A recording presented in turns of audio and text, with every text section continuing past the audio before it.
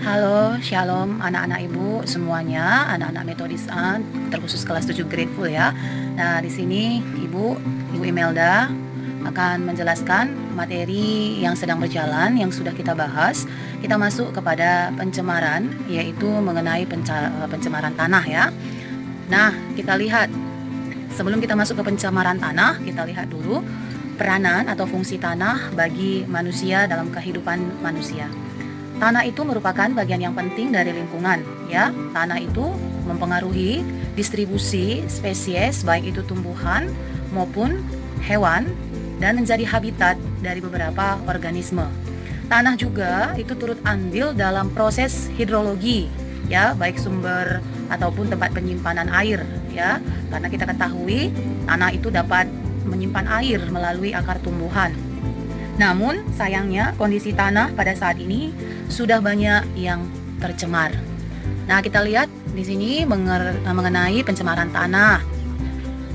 Pencemaran tanah itu dapat didefinisikan atau dapat diartikan sebagai keadaan terkontaminasinya tanah dari polutan. Ingat ya, ada kata polutan yang dapat mempengaruhi karakteristik tanah baik secara fisik, kimia, ataupun biologisnya, sehingga kita ketahui dapat mengganggu kehidupan makhluk hidup atau organisme yang ada pada tanah tersebut.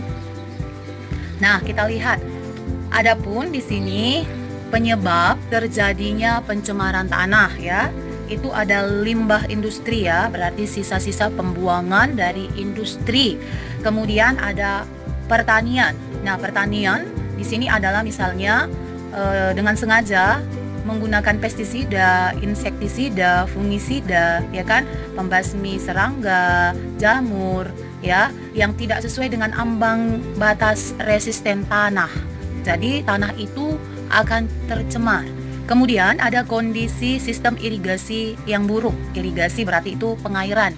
Jika tidak terdapat pengairan atau irigasi yang baik, kita ketahui tanah itu tidak akan subur, tidak akan bisa ditanami. Pasti kadar airnya sangat sedikit atau minim, menyebabkan tanah itu seperti retak-retak. Kemudian ada pengelolaan limbah yang buruk ya, pengolahan limbah yang buruk. Ya, ini maksudnya misalnya sengaja membuang limbah ke tempat pembuangan atau badan air tanpa diolah atau didaur terlebih dahulu ya, sehingga zat-zat yang terdapat pada limbah itu akan merusak tanah. Kemudian ada gas beracun yang berasal dari hujan asam ya. Hujan asam ini nanti berkaitan dengan global warming atau pemanasan global ya, karena meningkatnya kadar-kadar pencemar di udara. Selanjutnya kita masuk, sedangkan di sini yang kita bahas adalah jenis-jenis polutan ya. Jadi di sini kita bahas mengenai jenis-jenis polutan yang menyebabkan tanah itu mengalami pencemaran. Jadi nanti kita lihat apa saja polutan atau penyebab ya, penyebab dari pencemaran terjadi, yaitu ada logam berat yang terdapat di dalam tanah. Itu ada kadmium, kobalt, kromium, tembaga, besi, merkuri, mangan, dan lain-lainnya ya, yang merupakan jenis-jenis logam berat. Kemudian pestisida ya, pembasmi zat-zat yang digunakan bahan kimia. Misalnya ada DDT, kemudian ada klorden, ada BHC, itu ada kemudian atrazin, ada TBA, itu semua adalah jenis-jenis pestisida. Selanjutnya ada garam organik ya, garam organik. Garam organik di situ bisa merupakan contohnya magnesium sulfat, kemudian ada juga magnesium klorida. Nah, ada asam anorganik. Asam anorganik di situ contohnya adalah asam sulfat. Ya, jadi organik dan anorganik ini kita bisa bedakan artinya ya anak-anak, yang bisa diurai dan yang tidak bisa diurai. Nah, selanjutnya kita lihat jenis-jenis pencemaran tanah. Jadi apa yang menyebabkan tanah tercemar? Inilah jenis-jenisnya. Yang pertama itu adalah kegiatan pertanian atau agrikultural. Nah, di sini proses dalam mengolah pertanian itu turut menjadi faktor dalam terjadinya pencemaran tanah, anak-anak Ibu. Meskipun begitu, dampak yang dihasilkannya itu memang jumlahnya lebih sedikit dibandingkan jenis yang lainnya. Umumnya penggunaan pupuk itu untuk menyuburkan tanah ya. Kita ketahui ada pupuk digunakan, pupuk kimia ya. Ada juga pupuk kandang atau kompos. Namun nyatanya beberapa pupuk itu malah merusak tanah. Misalnya saja pupuk yang mengandung amonium nitrat, yang mengandung fosfor dan kalium. Nah, pencemaran tentunya akan terjadi apabila penggunaan pupuk kimia itu berlebihan ya di ambang batas sehingga menjadi racun bagi tanaman ya, jadi merusak tanah.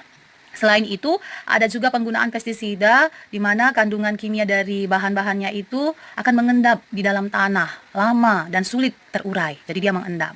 Inilah yang menjadi racun bagi sistem perairan tanah yang jika kita gunakan pasti akan sangat berbahaya. Ya, kita meminum air yang airnya berasal dari sumber tanah tentunya, tapi sudah mengandung zat-zat pestisida yang berbahaya. Oke, masuk yang kedua ya. Ini yang kedua kita masuk itu adalah mengenai limbah industri ya. Nah, sekitar 90% pencemaran tanah itu memang diduga dari limbah industri yang dibuang tanpa diolah terlebih dahulu. Contohnya limbah yang bersifat cair. Banyak industri yang tidak mengolah limbahnya dulu. Dia langsung membuangnya ke tempat pembuangan ataupun badan air. Tentu dampaknya sangat-sangat berbahaya. Mengganggu sistem pasokan air yang layak pakai atau yang layak dikonsumsi oleh masyarakat. Selain itu, ada juga limbah yang bersifat padat ya, contohnya kita ketahui kaleng-kaleng, plastik. Nah, ini tentunya membutuhkan waktu yang cukup lama untuk dapat terurai ya, sehingga diusahakanlah harus didaur ulang terlebih dahulu agar tidak merusak atau mencemari tanah. Oke, yang ketiga di situ ada aktivitas perkotaan. Nah, kita ketahui aktivitas perkotaan itu contohnya sistem drainase ya. Kita lihat ada tempat di bawah jalan itu yang ada sistem perairannya ya, di jalan-jalan raya di dalam itu ada drainasenya dan tempat pembuangan sampah. Ini adalah menjadi contoh aktivitas perkotaan yang dapat merusak tanah. Drainase yang tidak terkontrol dengan baik, ingat ya, yang tidak terkontrol dengan baik dapat meningkatkan pencemaran pada yang namanya tanah ya, ataupun di dekat sungai ya, kita tahu ya, berarti berhubungan dengan pencemaran air juga nanti. Sedangkan tempat pembuangan sampah yang tidak tepat atau tempat pembuangan sampah ya, TPU ya, kita tahu TPS, tempat pembuangan sampah yang ada di sekitar kita, itu juga dapat menyebabkan sisa-sisa dari sampah tersebut ada jenis-jenis bahan kimia dan polutannya itu dapat mengendap di dalam tanah. Jadi kedua hal tersebutlah sangat mengganggu dan dapat merusak kualitas tanah dan air yang ada di dalam tanah. Oke, kita lihat selanjutnya nak, ini adalah dampak pencemaran tanah. Nah, apa saja dampak pencemaran tanah? Yang pertama itu kesehatan. Itu bisa menyebabkan penyakit pada kulit ya, pada sistem kulit kita.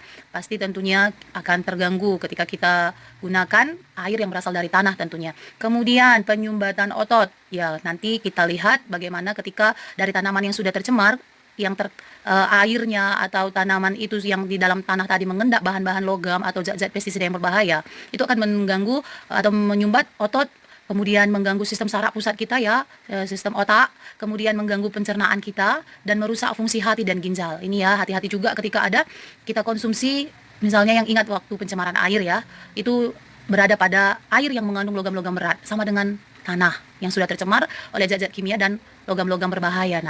Nah, selanjutnya ada juga dampaknya pada pertanian ya. Pada pertanian itu akan menurunkan kesuburan tanah karena kadar nutrisi tanah itu akan berkurang ya. Jadi tanahnya sudah tidak gembur. Bayangkan saja banyak tertanam plastik atau kaleng-kaleng yang tidak dapat didaur oleh tanah. Kemudian meningkatkan erodibilitas ya. Berarti nanti ini kepekaan terhadap erosi. Tentunya akan sangat-sangat mudah mengalami erosi atau pengikisan tanah ketika hujan turun, maka terjadilah erosi tanah yang menyebabkan banjir ya, karena airnya tidak bisa ditahan di dalam tanah lagi. Kemudian akan menurunkan hasil pertanian. Tentu saja ketika tanah tidak subur, maka hasil pertanian juga pasti akan menurun. Tentunya di mana hasil-hasil tanaman itu tidak akan bisa maksimal sehingga akan mengganggu yang namanya perekonomian tentunya juga. Selanjutnya itu adalah meningkatkan salinitas tanah. Oke, kita lanjut. Nah, ada juga hubungannya dampaknya kepada kontaminasi air. Ini karena adanya zat berbahaya yang masuk ke air tanah dan mencemari limpasan yang menuju danau, sungai ataupun laut ya. Jadi akan tercemar. Kemudian hujan asam. Nah, hujan asam ya, otomatis ketika air tanah yang sudah tercemar oleh zat-zat yang berbahaya, ini kita lihat ya pada danau, sungai ataupun laut, ini akan mengalami proses daur air. Jadi ketika daur air itu membentuk titik-titik air evaporasi, ya kan, membentuk yang namanya awan, terjadi yang namanya hujan, daur air, tentu saja hujan yang dihasilkan ini sudah mengandung zat-zat asam. Nah, meliputi sulfur, nitrogen yang bercampur dengan oksigen ya, sehingga membentuk natrium dioksida dan sulfur dioksida. Inilah penyebab hujan asam dan ini sangat merusak ya, merusak kesuburan tanah, merusak tanaman dan merusak yang namanya benda-benda yang ada di sekitar kita juga. Selanjutnya, cara menanggulangi pencemaran tanah. Nah, inilah yang bisa kita lakukan, upaya-upaya agar tidak terjadi pencemaran tanah pada lingkungan kita. Nah, yaitu yang pertama ada remediasi. Apa itu remediasi? Itu adalah suatu cara atau upaya untuk membersihkan permukaan tanah yang tercemar. Jadi permukaan tanah yang sudah tercemar itulah yang kita daur, ya kita bersihkan. Nah, untuk membersihkan permukaan tanah yang tercemar ada dua cara. Ada remediasi in situ dan ada ex situ. In di dalam, ex keluar ya. Berarti in situ itu membersihkan tanah yang tercemar tanpa harus berpindah tempat, atau berarti dia tetap di lokasi pencemarannya. Sedangkan yang ex situ berarti dia menggali tanah yang tercemar dan pindahkan ke lokasi yang lebih aman. Ya, dibuang, dikorek ya kan. Yang sudah tercemar bagian permukaan baru dia dipindahkan. Setelah itulah dilakukan pembersihan tanah, digemburkan misalnya.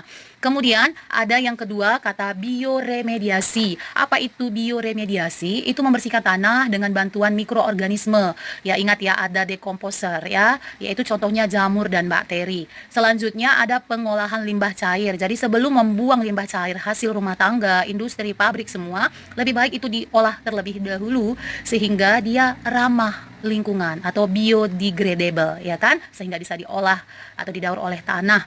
Selanjutnya ada daur ulang ya. Jadi dilakukan pemisahan sampah organik dan anorganik yang dapat didaur yang atau tidak dapat didaur. Contoh yang organik itu kan misalnya bisa dijadikan sebagai pupuk-pupuk ya, hasil-hasil pembusukan dari tumbuh-tumbuhan. Misalnya kalau dia yang anorganik ya ini yang harus jangan kita buang ke dalam tanah karena tidak dapat diuraikan oleh tanah dalam waktu yang sangat singkat tapi butuh waktu yang cukup lama. Contohnya itu adalah plastik, botol, gelas, kaca ya. Jadi itulah dia yang daur ulang. Kemudian pengurangan penggunaan bahan kimia. Nah, jadi inilah yang harus kita upayakan, yaitu bahan-bahan kimia itu lebih baik dia dikurangi. Ya kan, lebih baik digunakan diubah menjadi bahan-bahan organik saja yang digunakan. Misalnya mengganti jenis bahan bakar yang lebih ramah terhadap lingkungan. Nah, jadi inilah yang boleh Ibu bagikan kepada anak-anak mengenai pencemaran tanah. Jadi semoga bisa dipahami, bisa dimengerti dengan keadaan kita yang sedang daring, tetap semangat. Jika ada yang Ibu salah sampaikan, Ibu mohon maaf. Terima kasih, Tuhan Yesus memberkati.